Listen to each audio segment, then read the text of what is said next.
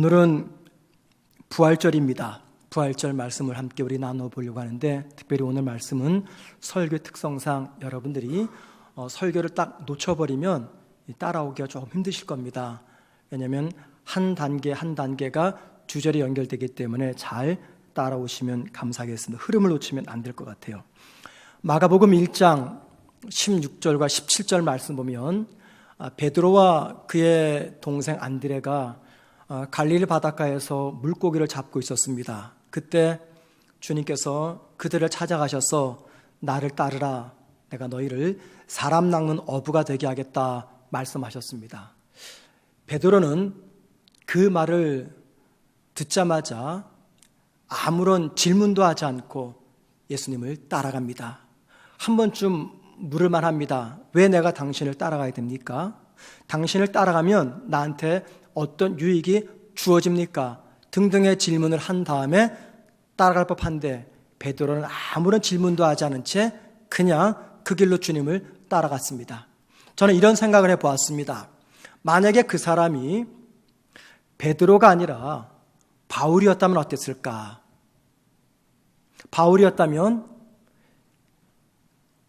베드로처럼 나를 따르라라는 주님의 말씀만을 듣고 아무런 이유도 없이 무작정 주님을 따랐을까 생각을 해보았는데, 성경에 나타난 베드로와 바울의 기질을 살펴볼 때 베드로는 그럴 수 있어도 바울은 절대 아무런 이유도 없이 주님을 따라가진 않았을 것이다 생각을 합니다. 왜냐하면 성경에 보면은요, 이 베드로의 기질을 우린 다혈질이라고 짐작할 수가 있습니다. 이에 반해 바울의 기질은요, 담즙집 기질을 가졌습니다. 자, 다혈질의 기질을 가진 사람은요, 설득하기가 좀 쉽습니다. 왜냐하면 감정의 폭이 크기 때문에 조금만 마음에 감동을 받아도 쉽게 변하고 마음이 움직입니다. 그러나 담즙질의 기질을 가진 사람은 설득하기가 어렵습니다. 담즙질을 가진 사람은요, 투쟁적과 의지가 강합니다. 완고하고 고집스러움이 있습니다. 자기의 목적을 달성하기 위해서 다른 사람의 감정, 권리를 쉽게 무시하고 잘못을 해도 잘못했다고 쉽게 사과하지 못합니다. 바울은 이 담즙질 기질을 가진 사람으로서 자아가 강하며 소신이 뚜렷했고 확고부동한 인생의 목적이 있었어요. 자, 그랬던 그 바울이 어떻게 하나님께 설득을 당해서 하나님을 위한 일꾼이 되었을까라는 것이 오늘 설교의 초점입니다.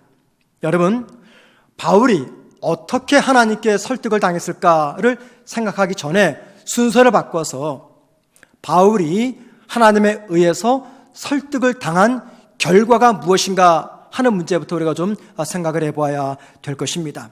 첫째, 바울이 하나님의 설득을 당한 결과가 첫 번째는요, 그의 정체성이 박혔습니다. 원래 바울은 자신을 소개할 때마다 자랑스럽게 내세웠던 정체성은요, 유대인, 율법학자, 그리고 교회의 박해자였습니다. 이 세 가지 정체성이 주님께 설득당하기 전에 바울이 가지고 있었던 정체성이었습니다. 예를 들면 빌립보서 3장 5절에 이렇게 말합니다. 나는 8일 만에 할례를 받고 이스라엘 족속이요 베냐민 지파요 히브리인 중에 히브리인이요 율법으로는 바리새인이요 열심으로는 교회를 박해하고 율법의 의로는 흠이 없는 자라. 이 세 가지 정체성을 이야기하죠. 나는 히브리 사람 유대인이다.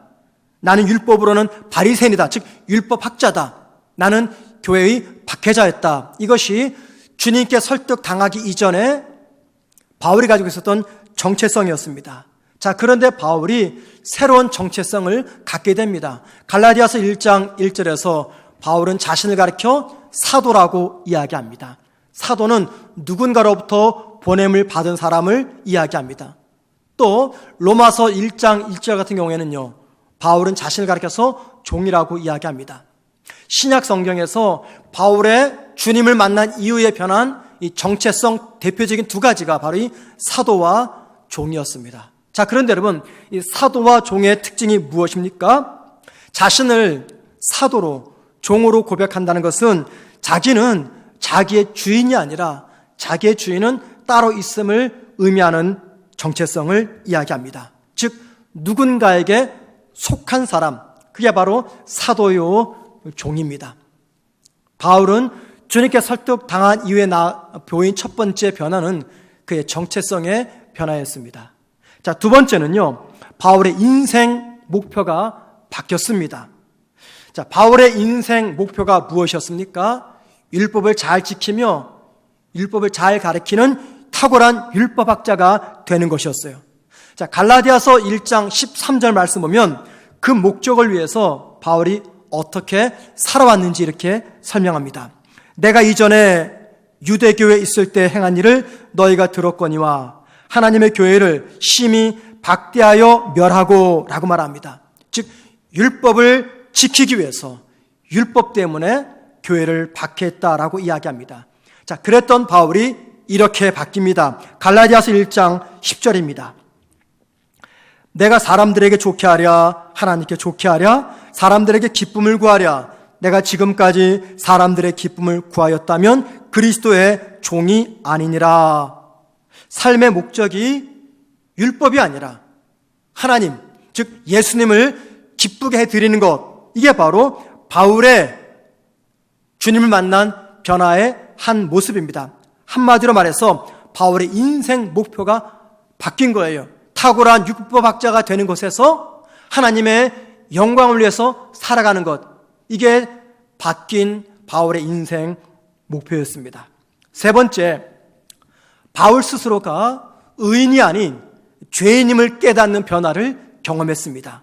자, 갈라디아서 1장 13절 다시 보십시오. 내가 이전에 유대교에 있을 때 행한 일을 너희가 들었거니와 하나님의 교회를 심히 박대하여 멸하고, 하나님의 교회를 핍박했다라는 것을 이야기합니다. 자, 그런데 똑같은 이야기를 디모데전서 1장 15절에서는요 뭐라고 말하냐면 교회를 박해했던 자신을 가리켜서 나는 죄인 중에 괴수였다라고 이야기합니다.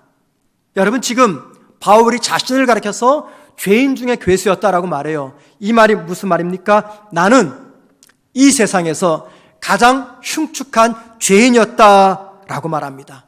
바로 자신이 죄인임을 깨달은 변화, 이게 바로 주님께 설득당한 바울의 변화의 모습입니다. 자, 네 번째 변화는요, 바울은 복음의 충성스러운 일꾼으로 변했습니다. 자, 바울은 말입니다, 과거에도 충성스러운 일꾼이었어요. 그런데 그때는 율법을 위한 충성스러운 일꾼이었어요. 자, 그런데 하나님께 설득을 당한 그 이후부터는요, 바울은 율법이 아닌 복음에 충성된 일꾼으로 바뀝니다. 자, 고린도전서 15장 10절 말씀 이렇게 말합니다. 그러나 내가 나 된 것은 하나님의 은혜로 된 것이니 내게 주신 그의 은혜가 헛되지 아니하여 내가 모든 사도보다 더 많이 수고하였으나, 내가 모든 사도보다 더 많이 수고했다. 이 말이 무슨 말입니까? 나는 복음에 충성된 일꾼이었다, 그 말입니다. 이전에 바울은요, 율법을 위한 충성스러운 일꾼이었어요. 그 열심 때문에 교인들과 교회를 핍박했습니다. 자, 그랬던 바울이 율법이 아닌 복음을 위한 충성스러운 일꾼으로 변했다라고 본인 스스로가 고백하고 있습니다. 자, 간단하게 바울의 변화된 이 네 가지의 모습을 말씀해 드렸습니다. 그의 정체성의 변화, 인생 목표의 변화, 그의 신분의 변화, 충성스러운 일꾼의 변화, 이 네 가지 변화를 말씀해 드렸어요. 사람이 갑자기 너무 많이 변하면요, 너 미쳤냐 그럽니다. 혹은 또 뭐라고 말합니까? 너무 많이 갑자기 변하면 또 죽을 때가 다 됐냐. 사람이 죽을 때가 되면 변한다는 그런 말이 있듯이 너무 갑작스럽게 변하면 죽을 때가 다 되저러나, 이런 생각을 합니다. 이 말이 무슨 말입니까? 그만큼 사람이 변하는 것이 어렵다는 이야기입니다. 특별히 바울처럼 담즙질 기질을 가진 사람이 변하는 것은 더더욱이 어렵습니다.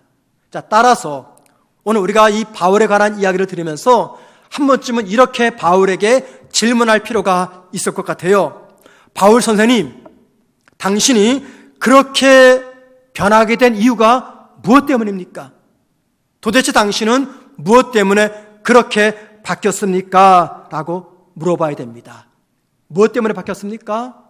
오늘 본문 15절에서 바울의 변화의 근거가 다름 아닌 하나님의 은혜 때문이다라고 설명하고 있습니다. 하나님의 은혜 때문에 바울이 이렇게 바뀌었어요. 자, 그런데 여러분, 하나님의 은혜 그러면 너무 광범위합니다. 어떤 하나님의 은혜 때문에 바울이 바뀌었는가? 바울은 고린도전서 9장 1절에서 이렇게 이야기합니다. 내가 자유인이 아니냐, 사도가 아니냐, 예수 우리 주를 보지 못하였느냐라고 말합니다. 내가 예수 우리 주를 보지 못하였느냐, 이거는요 수사학적 질문입니다.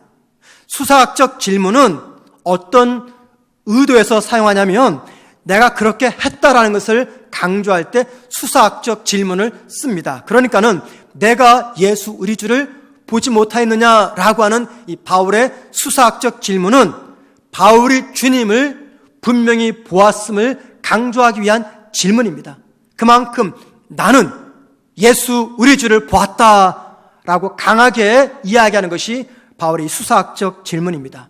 자, 그런데 여러분, 고린도전서 9장 1절에서 바울이 예수님을 보았다라고 말할 때 언제 보았습니까? 예수님께서 지상에서 사는 날 동안 바울은 예수님을 본 것입니까? 아닙니다. 바울이 언제 주님을 만났습니까? 사도행전 9장을 보면은요, 바울은 그리스도인들을 체포하기 위해서 다메섹으로 가는 도중 길가에서 그를 부르는 주님의 음성을 듣습니다.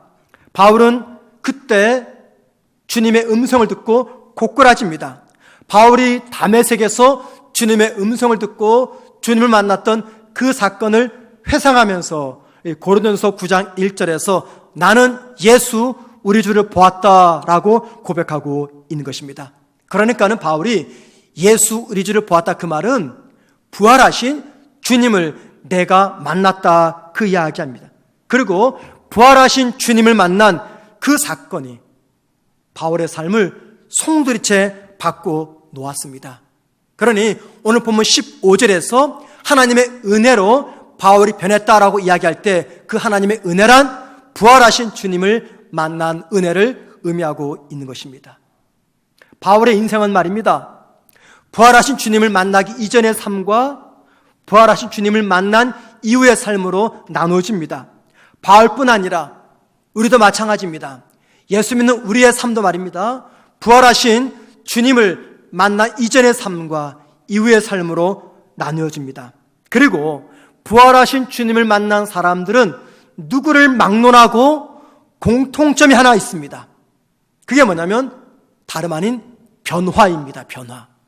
부활하신 주님을 만나면 누구를 막론하고 변합니다. 바로 그게 부활하신 주님을 만난 사람들이 가지고 있는 공통점입니다. 오늘은 우리가 예수님의 부활을 기념해서 부활주일 예배로 드리고 있습니다. 여러분, 예수님의 부활이 허구가 아니라 역사적 사실임을 밝히는 증거들이 너무나 많습니다. 그 증거 중에 하나가 뭐냐면 부활하신 주님을 만난 사람들의 변화된 삶입니다. 그리고 변화된 사람들로 인해서 이 땅에 세워진 교회입니다. 만약에 주님의 부활이 없었다면 바울은 존재할 수가 없습니다. 만약에 주님의 부활이 없었다면 우리의 신앙도 없었을 겁니다. 만약에 주님의 부활이 없었다면 성도와 교회는 존재할 수가 없었을 것입니다. 하나님의 은혜로 부활하신 주님을 만난 이 바울의 변화된 삶을 보면서 우리가 몇 가지 신앙의 교훈을 생각해 보아야 됩니다. 그 첫 번째는 뭐냐면요, 만약 우리도 바울처럼 부활하신 주님을 만났다면은 바울과 같은 변화가 반드시 나에게서도 나타나야 된다는 겁니다. 만약에 제가, 여러분이 바울처럼 부활하신 주님을 만났다면 바울에게 찾아온 그 변화의 삶이 저와 여러분에게도 찾아와야 된다는 이야기입니다. 여러분, 어떤 변화가 우리 안에 찾아와야 될까요? 너무나 많습니다. 그러나 대표적인 변화 두 가지가 반드시 우리에게는 나타나야 됩니다. 첫 번째, 주님의 부활을 믿고 주님의 부활을 만났다면 내 삶의 목적이 새롭게 변해야 됩니다. 이거 분명한 사실입니다. 부활하신 주님을 만났다면 내가 붙잡고 있는 내 인생의 목적이 바뀌어야 됩니다. 아니, 정확히 말하면 부활하신 주님을 만나면 바뀌게 됩니다. 바뀌게 됩니다. 어떻게 바뀝니까? 인생의 목적이 무엇을 하든지 하나님을 기쁘게 해드리는 삶으로 바뀌게 됩니다. 내 인생의 유일한 목적, 궁극적인 목적이 다름 아닌 하나님을 기쁘게 해드리는 삶, 바로 그것이 부활하신 주님을 만난 성도의 변화된 삶의 특징인 것입니다. 하나님을 기쁘게 해드린다. 그 말은 무슨 말입니까? 무엇을 하든지 하나님의 시선을 생각하며 무엇을 하든지 하나님의 관점으로서 보려고 하는 그 노력을 하게 되는 것이죠. 여러분, 우리가 부활하신 주님을 만나면 내 안에 새로운 인생의 목적이 생깁니다. 그 목적은 다름 아닌 하나님을 기쁘게 해드리는 삶입니다.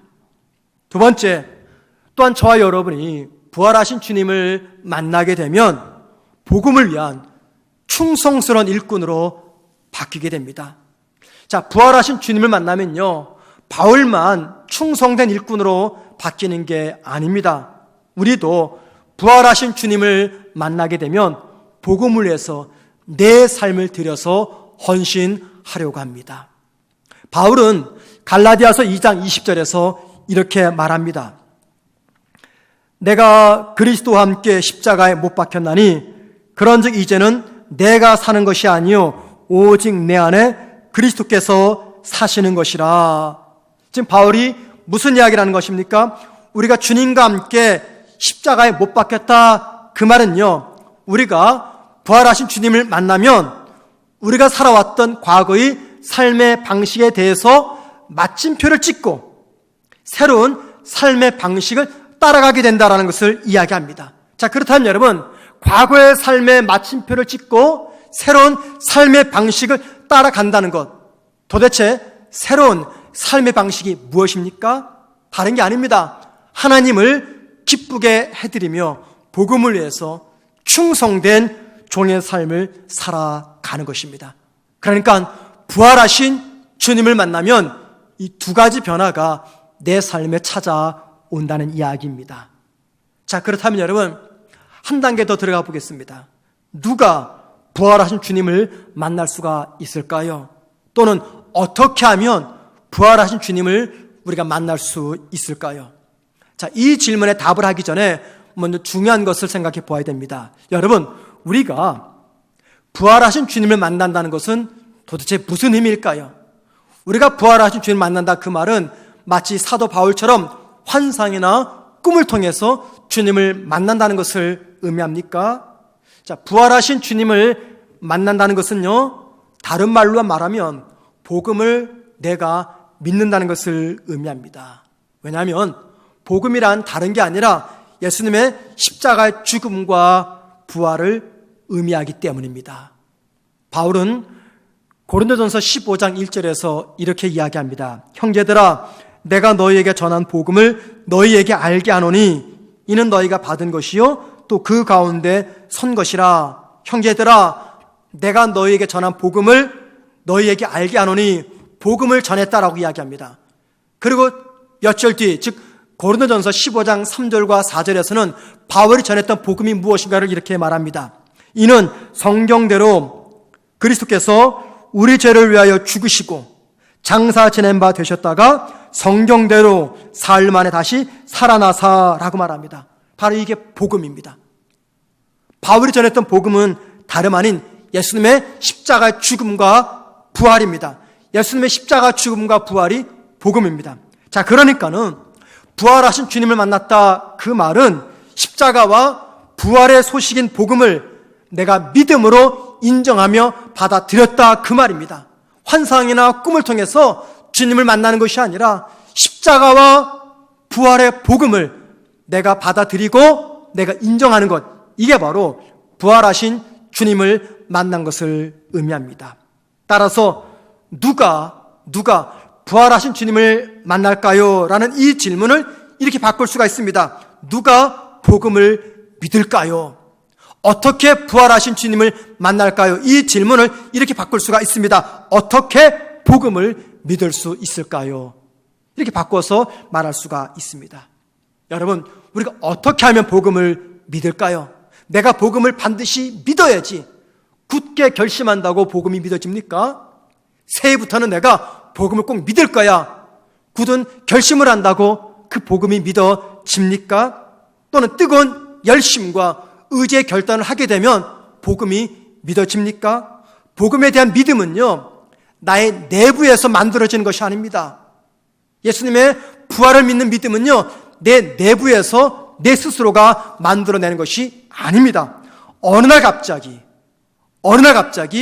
외부로부터 내 안으로 들어오는 것입니다. 복음을 믿고 부활하신 주를 믿는 것은요, 내 내부에서 만들어내는 것이 아니라 외부로부터 갑자기 내 안으로 들어올 때 믿어집니다. 자, 그렇다면 여러분, 외부로부터 내 안으로 어느 날 갑자기 들어오는 것, 그게 무엇입니까? 바울은 그게 바로 하나님의 은혜라고 이야기합니다. 하나님의 은혜. 따라서 예수님의 부활을 믿는 믿음의 사람으로 살아갈 수 있는 이유는요, 하나님의 은혜 때문입니다. 인간의 이성적 사고로 어떻게 죽은 자가 다시 살아남을 믿어집니까? 인간의 이성적 사고로 어떻게 예수님을 하나님의 아들로 고백할 수가 있겠습니까?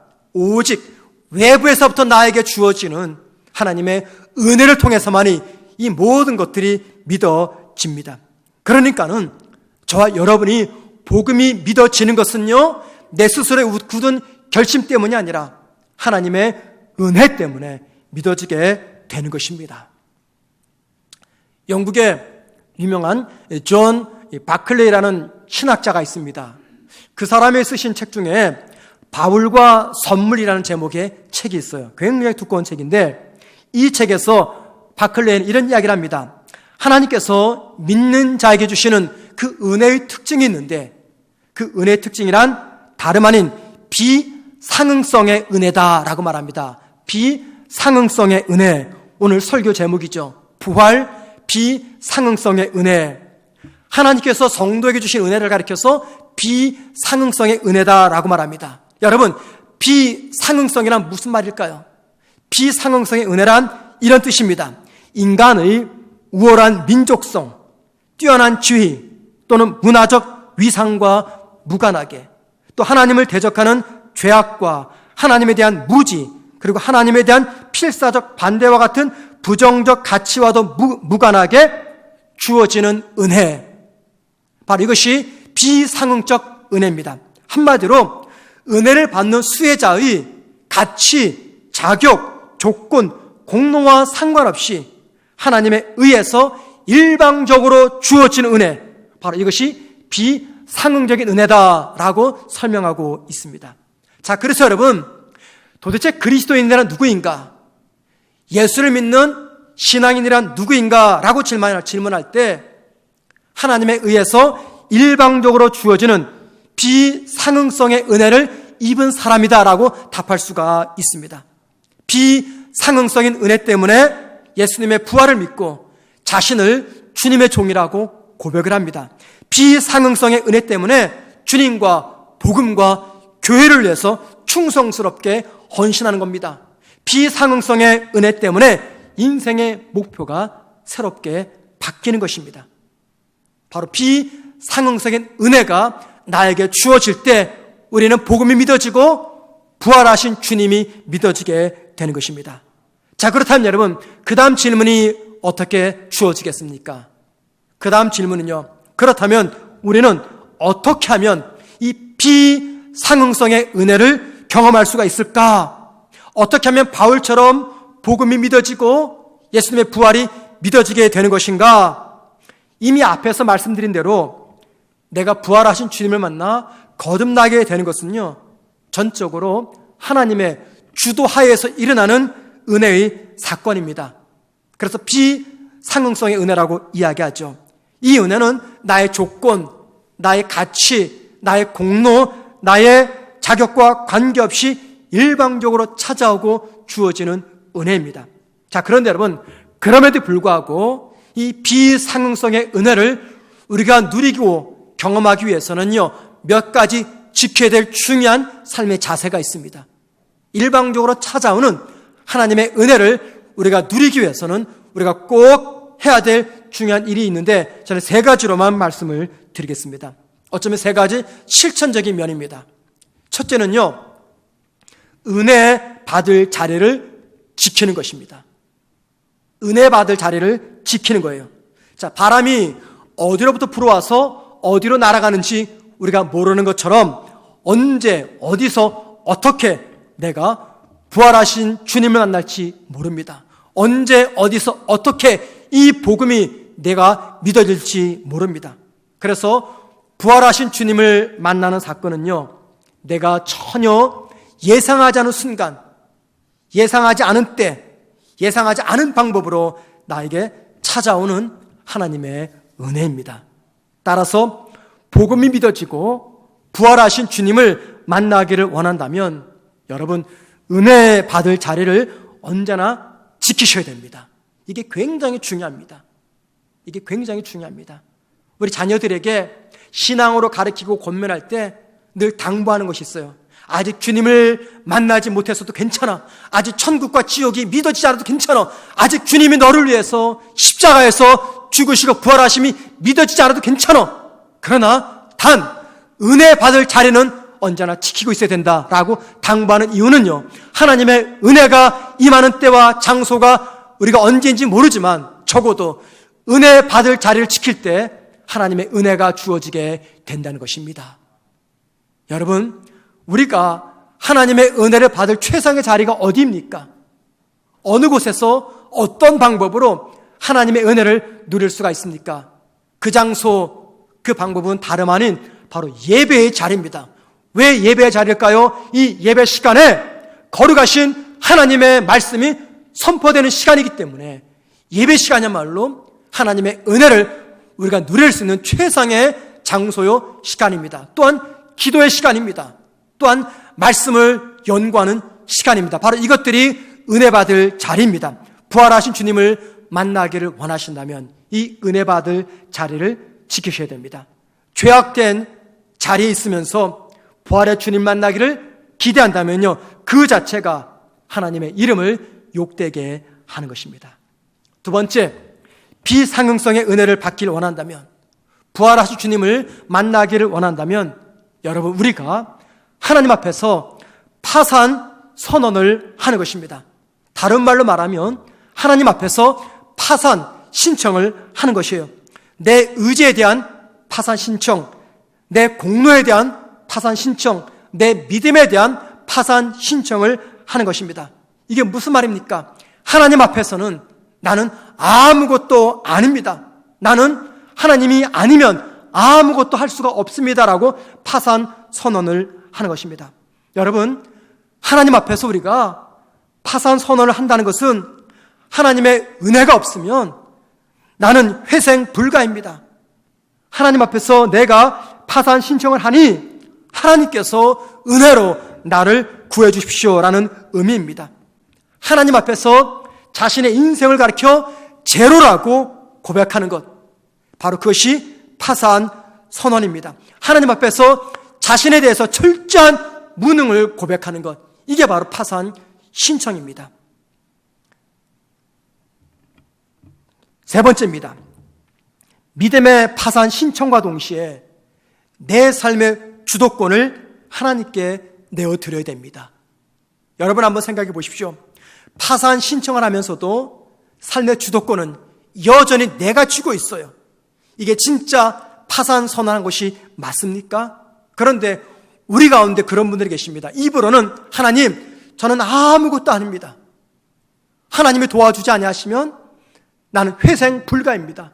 하나님께서 오늘도 은혜를 주지 아니하시면 나는 살 수가 없습니다. 그러니 내 파산 선언을 받아 주옵소서 라고 입으로는 유창하게 말을 하지만 삶의 주도권은 여전히 내가 쥐고 있어요. 무엇을 결정하든지 판단하든지 행동하든지 하나님께 묻기보다도요, 내 감정이 좋은 대로, 내 생각이 좋은 대로 모든 것들을 판단하고 결정하고 행동하는 그런 성도들이 있습니다. 입으로는 파산 선언을 해요. 그런데 정작 삶의 주도권은 하나님께 내어주지 않습니다. 하나님께서 보실 때 진짜 그분이 하나님 앞에서 파산 신청한 게 맞습니까? 아니죠. 입술로만 파산 선언하지만 정말 중요한 삶의 주도권은 하나님께 내어놓지 않습니다. 삶의 주도권을 내가 꼭 쥐고 있는데 어떻게 하나님이 그 심령 속에 은혜를 주시면서 임하겠습니까? 아니, 하나님께서 은혜를 주셔도 삶의 주도권을 쥐고 있는 그분은요, 그게 하나님이 나에게 주시는 은혜인지 깨닫지 못합니다. 깨닫지 못합니다. 삶의 주도권을 가지고 내가 마음껏 내 삶을 경영하는 결과로서 받아들이지 하나님의 은혜로 생각하지 못합니다. 내 삶에 실패가 찾아오고 고난이 찾아오는 그 자체가 하나님의 은혜임을 깨닫지 못합니다. 왜요? 삶의 주도권을 내가 쥐고 있기 때문입니다. 주님 앞에서 파산 선언을 한다는 것은요, 이후부터 내 삶의 모든 관심과 중심이 내가 아니라 주님이 되시며 어떤 경우에도 복음의 영향 아래에서 살아가겠습니다 라고 하는 고백입니다. 나에게는 주님 외에 가치 있는 것이 아무것도 없습니다 라고 고백할 때 부활하신 주님이 내 삶에 들어오셔서 나를 만나주시고 그 만남을 통해서 나는 이전과 다른 새로운 삶을 살아가게 되는 것입니다. 여러분, 비상응성의 은혜를 받기를 원하신다면, 복음이 믿어지고 주님의 부활을 만나기를 원하신다면 은혜 받을 자리를 반드시 지키십시오. 그리고 하나님 앞에서 파산 신청을 하십시오. 마침내 삶의 주도권을 하나님께 내어 놓으십시오. 자, 지금까지의 설교를 듣고 나면 마지막 이런 질문이 우리에게 떠오릅니다. 자, 그렇다면 내가 부활하신 주님을 만나기만 하면 그 즉시 나는 완전히 새로운 사람으로 탈바꿈이 되는 것인가? 내가 복음을 믿기만 하면 그 즉시 나는 과거와는 완전히 다른 사람으로 내가 변화가 되는 것인가? 만약에 내가 비상응성의 은혜를 체험하면 그때부터 매일 나는 하나님과 동행하며 죄도 짓지 않고 악을 멀리하며 마치 성자처럼 살아갈 수가 있는 것인가? 라는 질문이 제기가 됩니다. 만약에 이 질문에 그렇다라고 답을 하게 되면요, 이 설교를 하는 저뿐 아니라 이 설교를 듣는 우리 모든 성도님들은 자신의 신앙에 대해서 깊은 회의감에 빠질 겁니다. 왜냐하면 예수를 믿고 복음을 믿는 우리들이 이렇게 살지 못하기 때문입니다. 비상응성의 은혜를 경험하고 부활한 주님을 만나도 이렇게 살지 못하기 때문에 이 질문에 그렇다라고 답을 하면 저와 여러분은 자괴감에 빠지게 됩니다. 그래서 절망하면서 스스로에게 이렇게 질문할 거예요.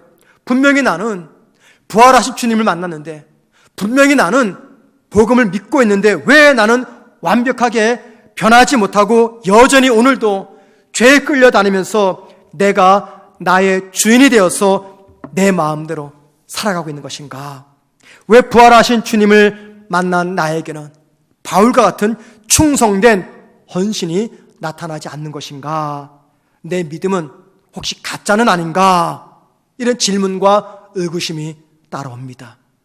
만약에 우리에게 이런 질문과 의구심이 든다면 다음의 설교 내용을 잘 들어보십시오. 저와 여러분이 부활하신 주님을 만나는 순간, 혹은 복음이 믿어지는 순간, 그 즉시 우리의 신앙은 완성이 되는 것이 아닙니다. 여러분, 바울의 경험을 보십시오. 바울이 다메섹에서 주님을 만난 그 순간부터 그런 완전한 신앙인으로 바뀌었습니까? 로마서 7장 24절 말씀 보면 이 바울의 마음속에 있었던 그 갈급함, 그의 처절한 외침이 이렇게 기록되어 있습니다. 오라, 나는 곤고한 사람이로다. 이 사망의 몸에서 누가 나를 건져내랴. 바울의 탄식이죠. 오라, 나는 곤고한 사람이로다. 이 사망의 몸에서 누가 나를 건져내랴. 여러분, 바울이 왜 이런 탄식을 하는 것입니까? 무슨 이유 때문에 이 탄식하는 겁니까? 로마서 7장 24절의 전후 문맥을 보면은요, 지금 바울에게는요, 두 가지의 마음이 싸우고 있습니다.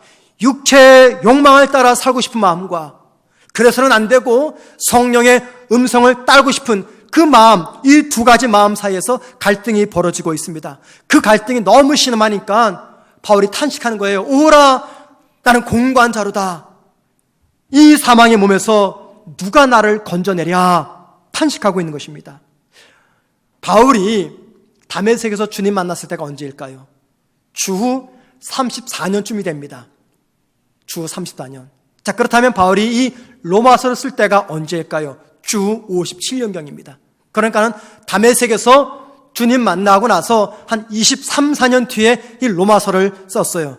무슨 말이냐면 바울은 부활하신 주님을 만난 뒤 23년이 지났어도 여전히 육체의 욕망을 따라 살고 싶어하는 그 갈등이 있었고, 동시에 성령의 음성을 듣고 살아가고자 하는 신앙의 욕심도 있었습니다. 육체의 욕망과 성령의 음성 두 사이에서 예수를 만난 23년이 지난 지금도 여전히 바울은 갈등과 고통을 겪고 있다는 겁니다. 자, 그래서 바울의 이 간증, 오라, 나는 곤고한 자로다. 이 사망의 몸에서 누가 나를 건져내랴 라고 하는 이 바울의 간증은요, 저와 여러분에게 중요한 것을 알려줍니다. 바울뿐 아니라 저와 여러분이 부활하신 주님을 만난다고 해서, 혹은 복음을 믿는다고 해서 그 즉시 완벽한 신자, 완벽한 제자로 바뀌는 것이 아니라는 겁니다. 비록 부활하신 주님을 만났을지라도, 비록 복음이 믿어져도 육체의 원함대로 살려고 하는 육체의 욕망과 하나님의 뜻을 따라 살아야 된다는 성령의 음성 사이에서 우리 매일매일 갈등하면서 살아갑니다. 때로는 성령의 음성이 이길 때가 있어요. 때로는 육체의 욕망의 소리가 이길 때가 있어요. 언제 성령의 음성이 이깁니까? 언제 육체의 욕망의 소리가 이깁니까? 우리 마음을 어디에다 더 주느냐에 따라서 승패가 갈라집니다. 우리의 마음을 성령에게 내주면요, 성령의 음성이 이기지만 우리의 마음을 육체의 욕망의 소리에 내주면 육체의 욕망이 이깁니다. 바울도 부활하신 주님을 만난 이후 오랫동안 이 영과 육이 싸우는 갈등을 겪으면서 살았습니다.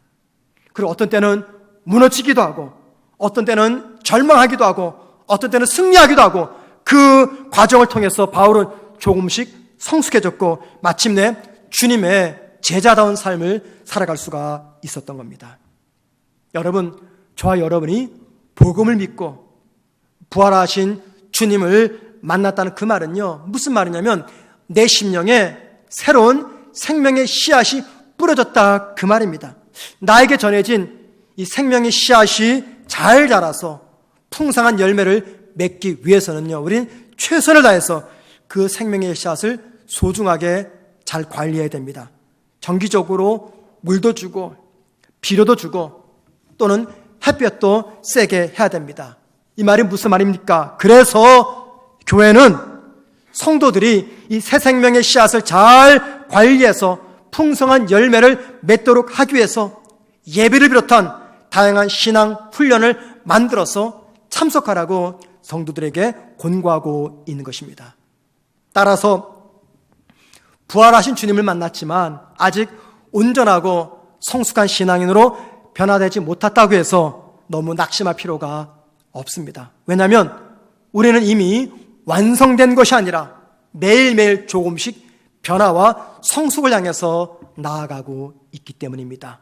중요한 것은 부활의 주님을 만나 새 생명을 품고 살아가는 분들에게는요, 반드시 변화의 증상이 나타난다는 것입니다.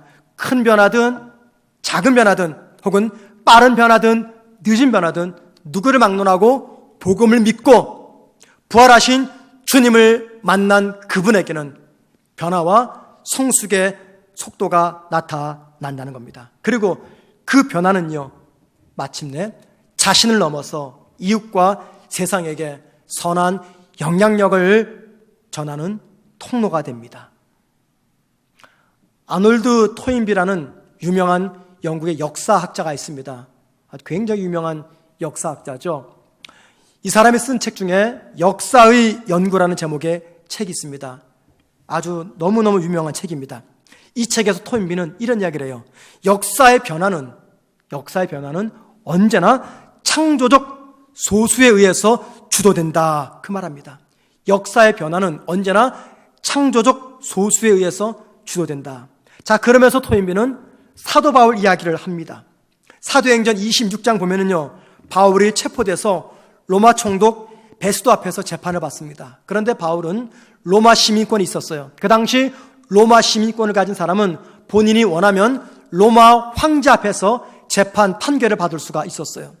자, 로마 시민권이 있었던 사도 바울은 베스도 총독이 아니라 로마 황제 앞에 가서 재판을 받겠다고 신청을 합니다.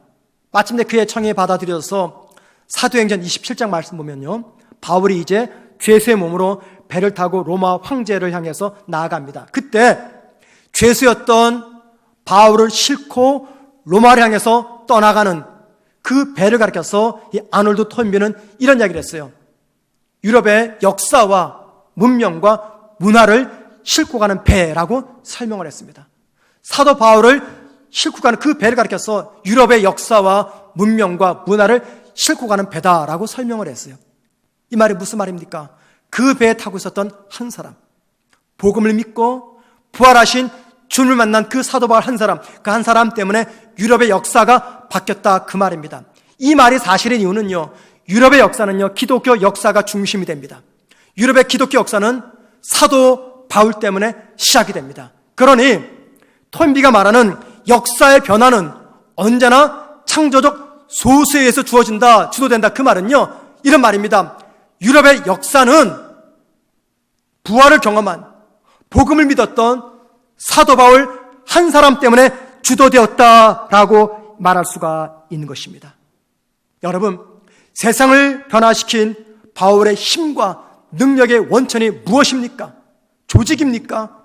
그의 학벌입니까? 든든한 백입니까? 아니죠. 바울의 힘과 능력의 원천은 다름 아닌 하나님의 은혜였습니다. 복음이 믿어지고 부활하신 예수가 믿어지는 하나님의 은혜가 바울의 능력의 원천이었습니다. 여러분, 부활하신 주님을 만나면 성도는 반드시 변합니다.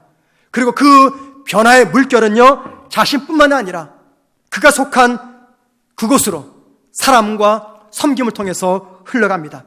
따라서 여기 아놀드 토인비가 말했던 역사의 변화는 언제나 창조적 소수에서 주도된다라고 할 때, 창조적 소수란 다름 아닌 부활하신 주님을 만난 사람이고 복음을 믿는 우리 그리스도인들을 말합니다. 부활하신 주님을 만난 우리가 사랑과 섬김으로 세상을 섬기면요, 반드시 이 세상은 변합니다. 부활하신 주님을 만난 저와 여러분, 복음을 믿는 저와 여러분이 사랑과 섬김으로 이 땅을 섬기면 우리의 가정이 변합니다. 우리의 직장이 변하고 이 사회가 변합니다. 그리고 세상을 변화시키는 것을 가리켜서 우리는 영향력이라고 말합니다.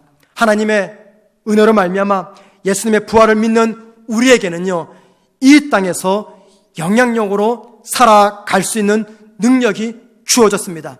하나님이 그 능력을 보기를 원하십니다. 그러므로 우리는 스스로 물어봐야 됩니다. 지금 나는 어떤 영향력을 행사하면서 이 땅을 살아가고 있는 것인가? 부활하신 예수님을 만난 후 나는 어떤 영향력을 끼치면서 살아가고 있는 것인가?